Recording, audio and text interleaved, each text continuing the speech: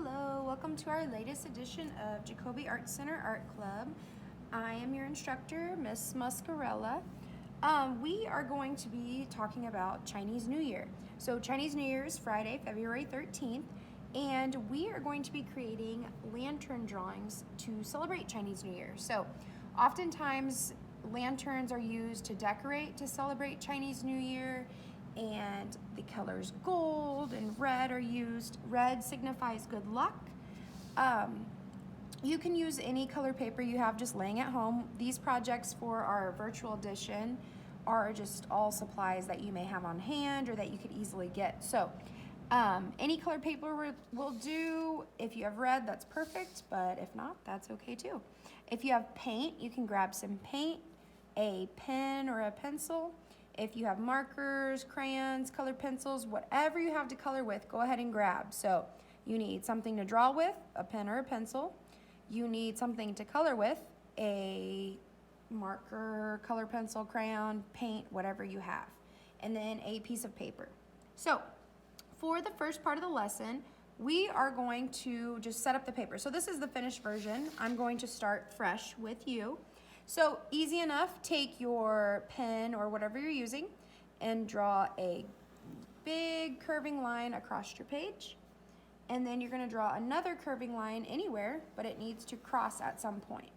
Okay, so these are like the lantern strings crossing one another. Now when you're doing the lantern, I'm gonna draw a little bit bigger so that you can see. Coming down off the string, you want to make some sort of patterned beadwork or string coming down that shows where it's hanging from. Okay, so for this, two things that I'm going to teach you. I'm going to teach you how to plot points and make a shape that you may want. And then I'm also going to teach you how to make it look rounded. So first, for plotting points, whatever shape you want to make, just imagine an invisible copy of that shape right here. So I'm envisioning an invisible heart. So I'm going to imagine with my eyes, and wherever you find points or important areas of the shape, you're gonna make a point. So I'm gonna make a point for where the heart comes down. I'm gonna make a point for where the heart comes out and where it ends in a point, okay? So I'm gonna go ahead and just connect the dots. So I'm gonna make this round, connect there, round, and I have an accurate shape. Now to get rid of these dots, just, you can make your line a little bit thicker, and then you can color in that area.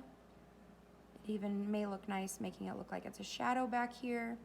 It's up to you, but there's lots of ways to disguise those dots if you don't want them in the way. Or if you're using a pencil, you can simply just erase them. So I'm gonna finish making my string so it reaches my lantern. The second thing I want to teach you about drawing these lanterns, you want to make it look rounded. Otherwise, it's just going to look like a flat shape, and that doesn't read as a lantern. So all you have to do is to make a curving line with whatever direction that side is going. So for example, this heart is pointing out that way. It's pointing out to the left. So I'm going to make curving lines following that same shape. But when I get to the center, I'm going to make a straight line. Now I'm going to draw lines that way. So it's following the shape that's made, and now it looks more rounded. I will show you with a circle real quick.